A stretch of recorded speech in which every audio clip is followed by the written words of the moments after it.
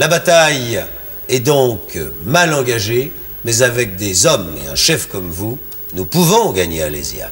Nous devons gagner Alésia. C'est important. Pour chasser le tyran Jules César de France et de Gaulle. Centre d'exploration du temps, me recevez-vous? Je vous reçois parfaitement. Quelques explications et nous procéderons au checklist de décollage dans quelques instants. Nous allons aujourd'hui nous rendre en moins 52 avant Jésus-Christ sur notre pays qui s'appelait alors la Gaule. Et en Gaule, en moins 52, ça va très mal. Je ne sais pas si vous avez suivi l'émission de la semaine dernière, mais la Gaule, vous le savez, est occupée par différents peuples. Ils vivaient heureux d'agriculture, de petits commerces, quand tout d'un coup, un homme ambitieux, un Romain, qui s'appelle Jules César, décide d'envahir la Gaule. Alors, il y pénètre, il envahit le pays et les populations qui peuplent la Gaule sont assassinées, tuées ou sont obligées de se réfugier. Et Jules César, qui a une très puissante armée, avance et envahit la France. Ça se passera au cours de notre histoire de nombreuses fois. C'est un drame car la Gaule risque de ne plus exister. Heureusement, un peuple, les Arvernes, ce sont une peuplade qui habite dans la région de Clermont-Ferrand, élise un jeune chef qui s'appelle Vercingétorix. Et ce jeune chef-là va avoir une importance considérable dans notre histoire parce qu'il va dire à tous les peuples qui occupent la Gaule, mais au lieu de nous diviser, réunissons-nous, formons qu'un peuple et quand nous serons unis, nous pourrons lutter contre l'invasion des Romains. Il y réussit en partie. Certaines peuplades de la Gaule s'allient à Vercingétorix et d'autres, parce qu'il y a toujours dans la vie des traîtres, d'autres s'allient à Jules César.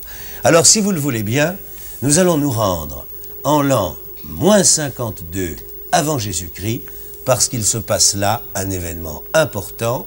La France est occupée par les Romains, et face à Jules César et à ses armées, il y a un homme qui s'appelle Vercingétorix. Centre d'exploration du temps. Oui, je vous reçois 5 sur 5. Je programme l'historomètre à moins 52 avant Jésus-Christ. Barré. Décompte du décollage. 5, 4, 3, 2, 1, 0.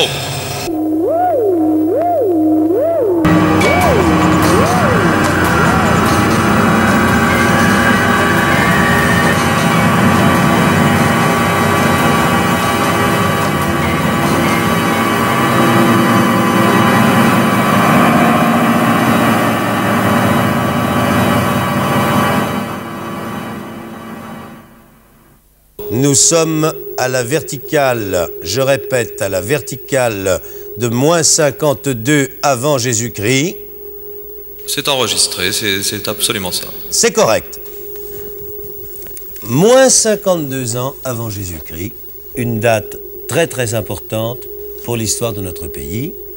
Vercingétorix, le jeune chef dont je vous ai parlé, est là, dans la ville d'Alésia, près de Dijon, qui s'appelle aujourd'hui d'ailleurs Alise-Sainte-Reine. Il est là et il est encerclé par qui? Par Jules César, avec ses armées. Vous vous rappelez que Vercingétorix a essayé de rallier à lui toutes les peuplades qui occupaient la Gaule. Et il y en a une qui n'est pas très bien. Elle cherche à s'allier à la fois à Jules César et à Vercingétorix. C'est une race un peu trouble, on les appelle les Édouènes. Un peuple très riche, très puissant de la Gaule, mais allié à Jules César. Et Vercingétorix veut les rencontrer, il a besoin de leur richesse, il a besoin de leur force, et il veut demander au chef des Édouènes, abandonne Jules César, viens t'associer avec moi, nous serons plus forts. Voulez-vous allumer les boutons 3 et 4? Regardez dans vos rétrocaméras, c'est un instant inoubliable de l'histoire de France. Vercingétorix et le chef des Édouènes se rencontrent. Ils vont essayer de s'entendre. Regardez bien.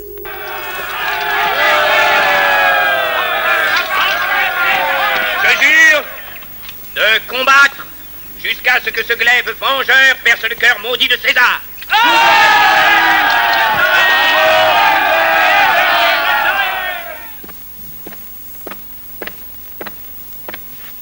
Salut à toi, Vercingétorix. Salut à toi, futur chef des Gaules. Salut à toi. Moi et Viridomarus sommes venus t'apporter notre sincère hommage et l'adhésion totale de notre peuple. Et où sont vos soldats? Pourquoi êtes-vous venus sans vos cavaliers? La forêt pullule de toutes sortes de guerriers, mais je n'ai pas vu les Éduins. Nous ne pouvons pas nous déplacer sans que les Romains ne nous soupçonnent. Je sais que durant des années, vous avez combattu avec César. Et c'est par la faute de traîtres comme vous que la Gaule a été soumise. Que voulez-vous? Vercingétorix, lorsque tu seras devenu chef des Gaules, qu'adviendra-t-il alors du peuple éduin? Tous les autres chefs ont accepté de me soutenir et ils n'ont rien exigé. La victoire est encore lointaine, Vercingétorix. Et nous connaissons bien Jules César. César est à Rome. Un de ses consuls qui lui demandait de l'aide, il a répondu qu'il était immobilisé. César est en Italie et 2 jours après, on le retrouve au pays belge. Tu y vas pour le traquer et il est déjà en Aquitaine. Il se déplace d'un lieu à l'autre avec la rapidité du vent. Les forces de César diminuent tous les jours. Il a besoin de nous. Notre contribution te sera très profitable. Aussitôt que César sera convaincu que notre amitié lui est acquise, c'est alors que non seulement nous ne le soutiendrons plus, mais nous retournerons nos armes contre ses légions. Pense à cela, Vercingétorix. Alors soit. Que demandes-tu? Tu nous donneras l'or romain qui est amassé à Gergovie. C'est un prix énorme. Pas autant que l'aide que nous t'apportons. Qui de vous restera en otage afin de garantir ce pacte? Je revendique l'honneur de demeurer à tes côtés, Vercingétorix. Allez.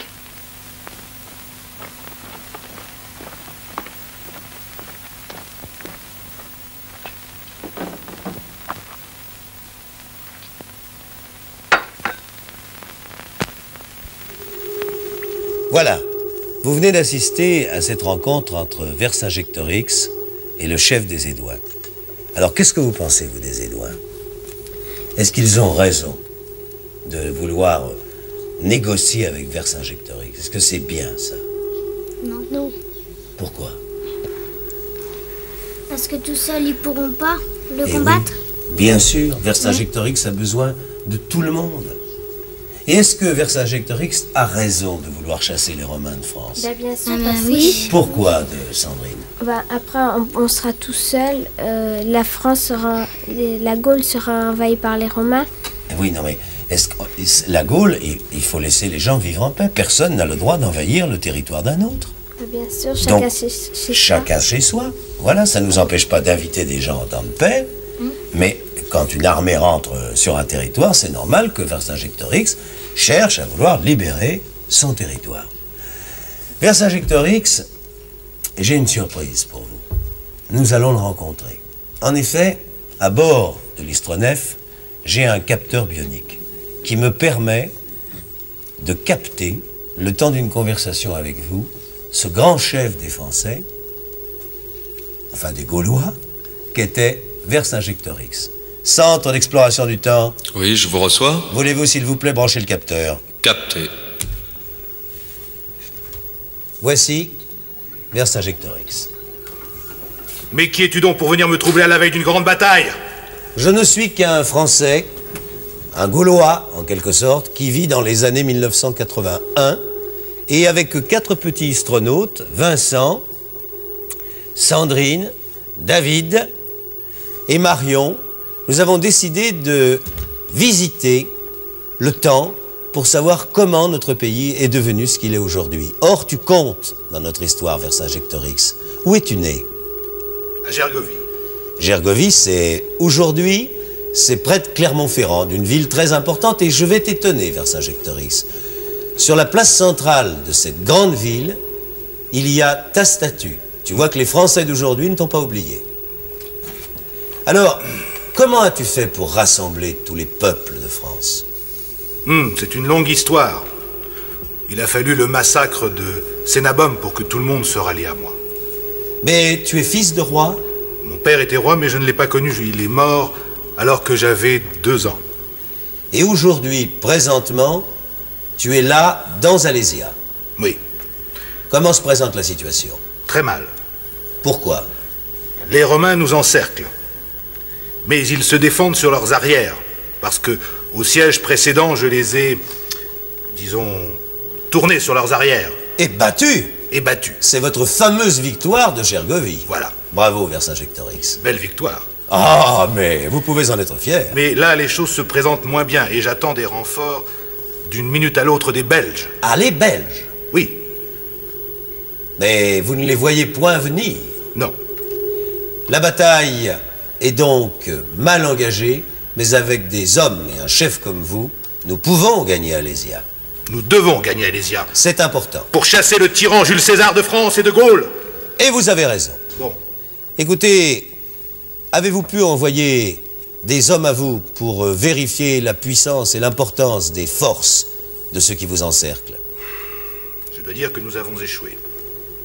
Voulez-vous que je puisse vous rendre un service? Accepteriez-vous que je vous rende un service? Vous pourriez le faire. Peut-être. J'ai un petit garçon là. Tiens, David, est-ce que tu voudrais, pour Vercingétorix, qui est cerné dans Alésia, aller voir un tout petit peu ce qui se passe dans le camp des Romains? Très bien. Alors tu poses ton casque et essaye de nous ramener un maximum de renseignements. Nous nous ferons un plaisir de les transmettre à Vercingétorix. Ce jeune Gaulois est brave. C'est un brave. C'est un brave. A tout de suite, David. Tu sors par le sas de sécurité.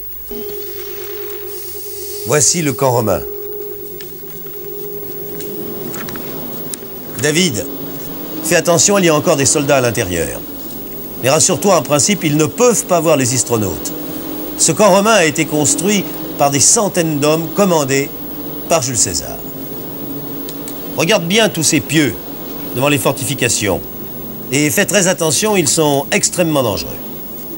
Les Romains ont planté dans le sol des troncs d'arbres et des branches très robustes. Et les extrémités sont taillées en pointe. Il y en a 5 rangées et elles permettent à César de mieux se protéger en utilisant moins d'hommes pour sa défense. Un peu plus loin, là, vers les remparts, il y a d'autres pièges. Fais attention. Ils sont tout aussi redoutables. Ce sont des trous très très profonds recouverts de branchages. Fais bien attention, hein? Parce qu'au fond des trous, il y a des pieux acérés. David, longe les pièces, encore une fois, et sois très prudent, hein? Il y a des soldats qui gardent ce camp-là, essaye de ne pas faire de bruit.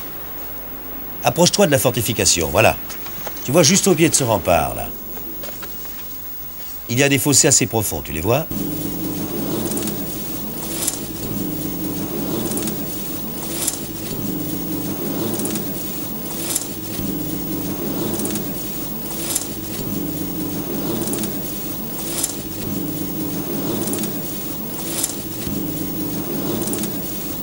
Attention, un soldat romain.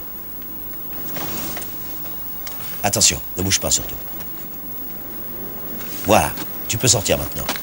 Juste au pied de ce rempart, il y a des fossés assez profonds. Ils font le tour du camp. César les faisait remplir d'eau pour pas qu'on accède au mur.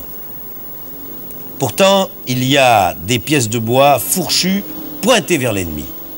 Mais l'ennemi, ce sont, tu le sais, nos pauvres Gaulois encernés dans Alésia, nos ancêtres. Impossible donc pour eux d'escalader cette paroi et ainsi de sortir d'Alésia. Tu peux peut-être... Oui, approche-toi un peu plus près. Tiens, à tes pieds, là, on dirait une statuette oubliée. Tu peux la ramasser? Regarde, elle représente un soldat gaulois.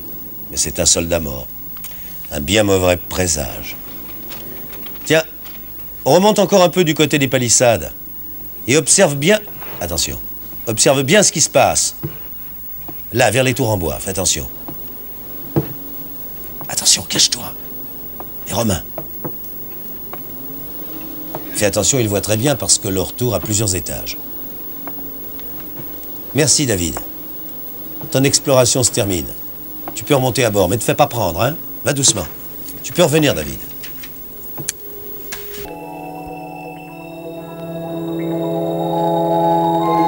Entre, David, et merci. Tu es un brave.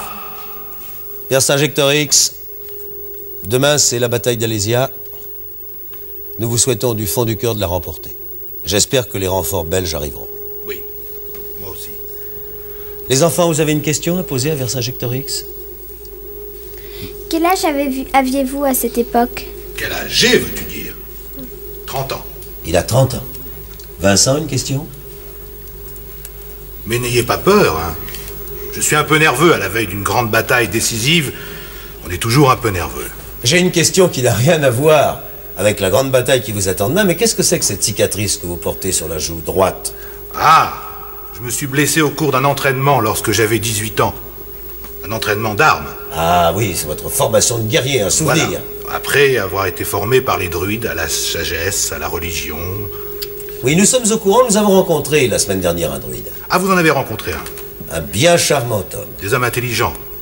Très. Nous leur devons beaucoup. Je m'en doute. Vercingétorix, merci, et du fond du cœur, vous savez que nous sommes avec vous pour la bataille d'Alésia qui aura lieu demain matin. Au revoir. Au revoir, les enfants. Au revoir. Fais voir. Regardez la statuette qu'il a trouvée. Vous voyez?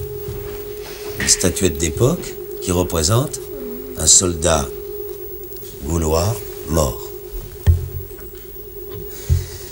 C'est peut-être un mauvais présage, mais nous allons le savoir. Parce que nous allons nous transporter maintenant avec l'Istronef en septembre 52 avant Jésus-Christ. Centre d'exploration du temps, me recevez-vous? 5 sur 5. Je voudrais que nous nous transportions à la date exacte de la bataille d'Alésia. Voulez-vous me préciser le quantième? C'est au cours du mois de septembre 52, mais nos mémoires n'ont plus le jour exact. Donc je programme mon historomètre sur septembre 52 avant GC. Parez pour le voyage quand vous voulez.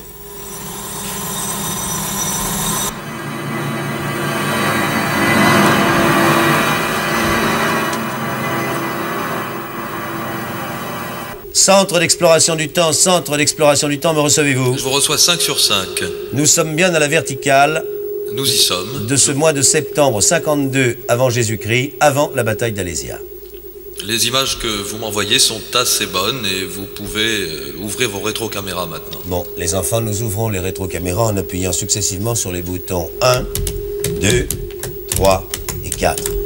J'aurais pu envoyer ou Sandrine ou Marion ou Vincent ou à nouveau David voir de très près la bataille de Lésia, mais vous êtes très jeune et je ne voudrais pas que l'un de vous soit blessé par une lance romaine. Or, si je crois que nous sommes beaucoup mieux à bord de l'Istronef pour regarder la bataille d'où nous sommes. Mais avant que ne commence cette bataille, je voudrais, Sandrine, que tu nous expliques, pour voir si tu as bien compris, quelle est cette bataille? Comment cela se passe-t-il? Vercingétorix est dans un village. C'était ça, dans une ville qui s'appelle Alésia. Et autour? Et autour, il y a les Romains qui les encerclent. C'est ça. Commandés par Jules César. Par Jules César. Vous êtes prêts? Oui. Alors, observons attentivement comment se déroule cette bataille d'Alésia. Mes enfants, souhaitons que les Gaulois remportent la victoire.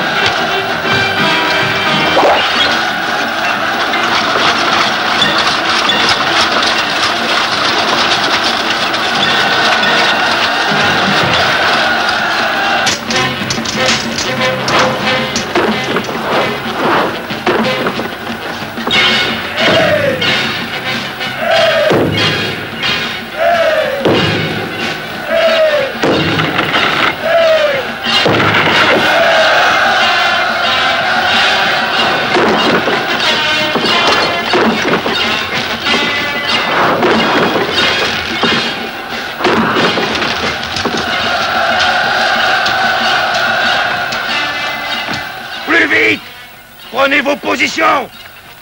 Il faut tenir jusqu'à minuit. Tu entends? Il faut tenir jusqu'à minuit. Suivez-moi. Allons!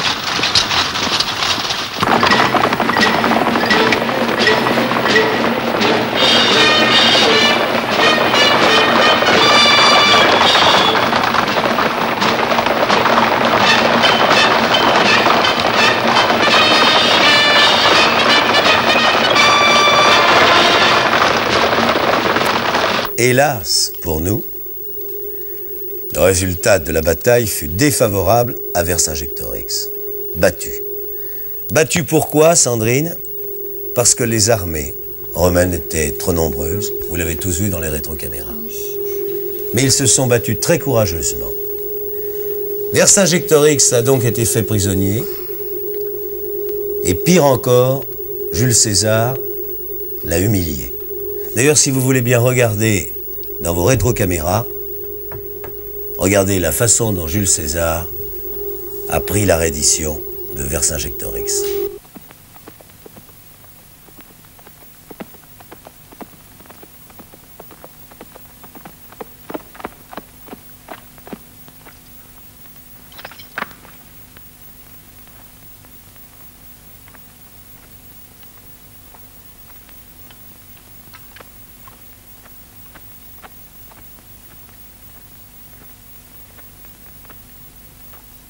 J'ai combattu pour la liberté de la Gaule et j'ai perdu. Je ne veux aucune clémence pour moi, mais sois généreux pour mon peuple.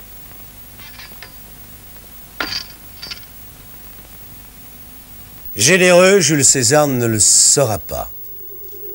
Il va enchaîner Vercingétorix et il va l'emmener avec lui à Rome. Vercingétorix sera enfermé pendant 6 ans dans un cachot.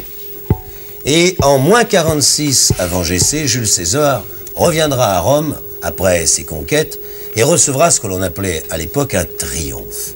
Et à l'occasion de ce triomphe, en supplément au programme en quelque sorte, Jules César fera couper la tête à Vercingétorix. Ainsi a péri ce grand chef français qui avait combattu un des premiers, peut-être le premier pour l'unité nationale. On pourrait penser, si l'on est défaitiste, que tout est fini, que les Romains vont définitivement occuper l'Europe. Eh bien non, parce que si on veut s'en sortir dans la vie, on peut s'en sortir, et vous verrez que la France existera quand même, et vous en êtes le témoignage vivant. Mais je voudrais que ce soir, avant de vous coucher, vous pensiez peut-être que si on habite Orléans, que si la France est ce qu'elle est, c'est un peu à cause d'un homme comme Vercingétorix, qui le premier s'est battu pour que notre pays existe.